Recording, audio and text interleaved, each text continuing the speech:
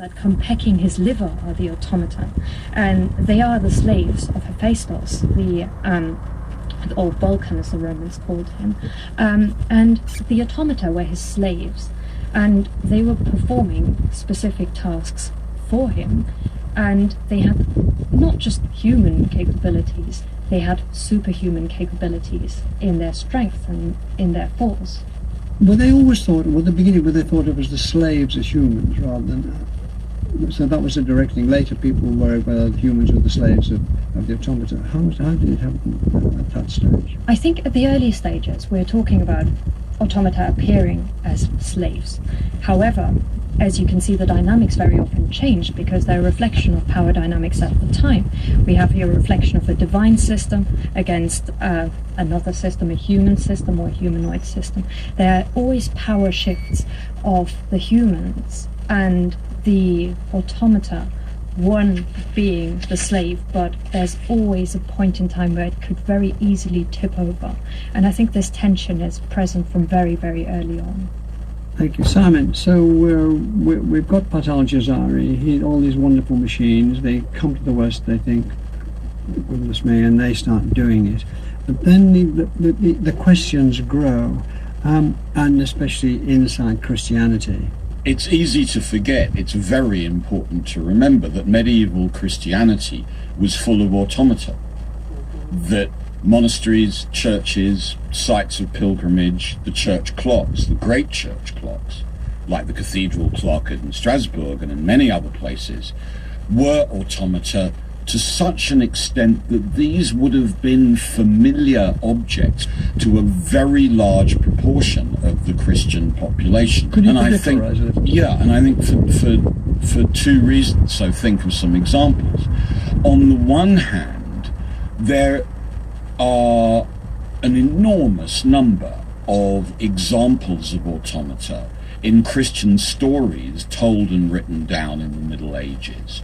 It was extremely common to imagine that statues of Christ, crucifixes, or statues of the Virgin Mary could move. And they moved, as it was said, miraculously.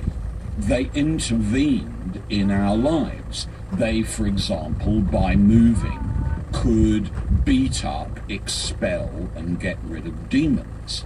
By moving, they could stop us thinking bad thoughts, notably about sex. There are lots of stories from the 1200s onwards about monks who, unfortunately thinking about women, encounter statues of the Virgin Mary, who intervene by movement and stop them having such thoughts.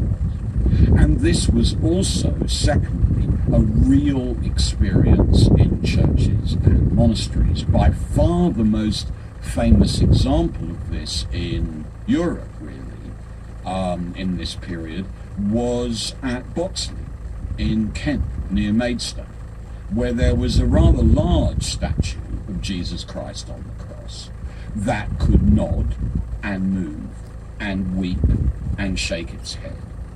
And in order to experience all that, any pilgrim visiting the Cistercian site at Boxley would first of all have to go through a test. And the test they'd have to go through itself involved an automaton of a boy saint whom you would try to make move, and then if you couldn't move it, you weren't allowed into the next stage. If you could, you were. And it was deception. It was absolutely deception, at least so I believe. Inside these virgins were... Inside these... But that's how many... Yes. Inside these virgins were nuns with pullers. Literally. Yes. Ellie, come return to the idea of the preternatural. How did that relate to automata in the Middle Ages? These objects became known in the Latin Christian West through diplomatic gifts like Harun al-Rashid's clock, or travel narratives when people would go to foreign courts, encounter these objects, and write about them.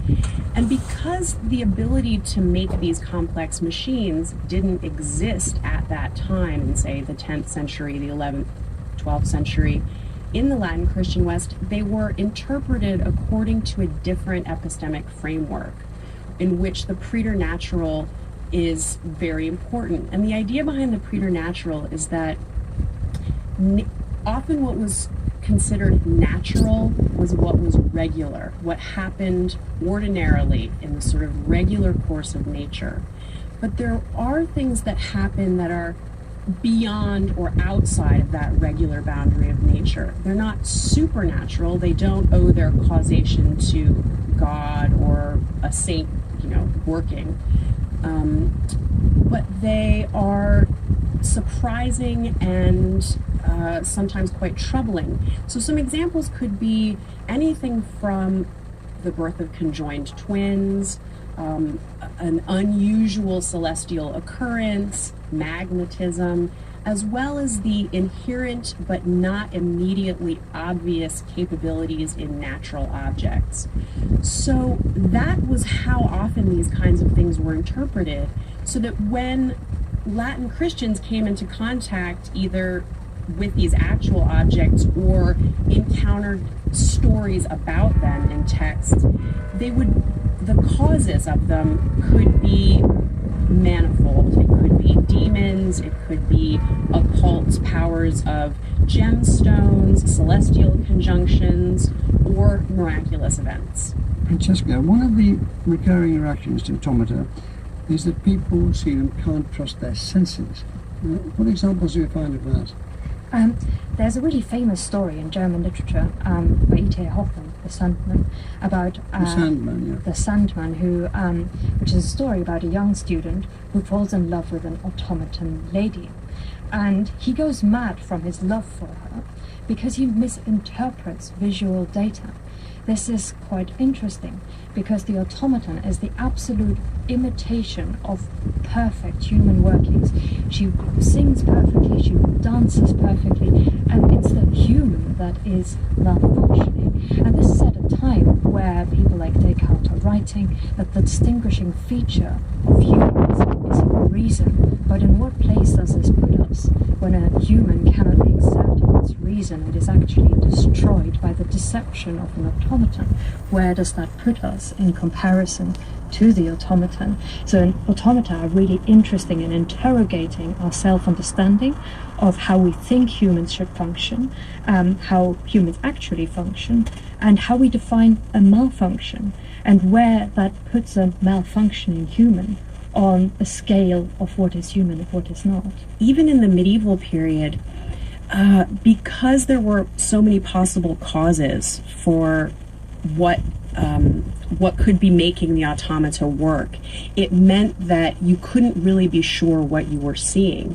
And added to that is the fact that oftentimes you would have mechanical birds, for example, that might be displayed alongside actual live birds.